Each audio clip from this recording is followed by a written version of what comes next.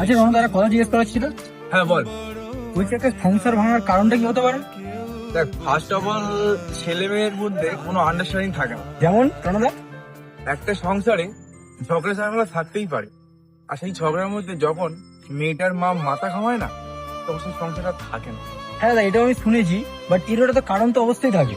এর কারণটা কি তুমি একটু বলে বোঝাবে? আচ্ছা, বোঝাচ্ছি। এর কারণটা হলো, একটা সংসারে মেয়ের মা যখন একটা সংসারে ইন্টারফেয়ার করছে না, তখন হচ্ছে মেয়েরা ভাবছে যে আমার মা যখন চাইছে না যে ছেলের সাথে আমি সংসার করি, তাহলে আমি কেন করবো?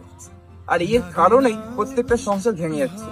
আর একটা কথা বন্ধুরা, তোমরা বোধহয় শুনেছো যে একটা সংসার ভাঙছে মেয়েটার বাবার কারণে, কিন্তু একটা সংসার ভাঙে মেয়েটার মায়ের কারণে।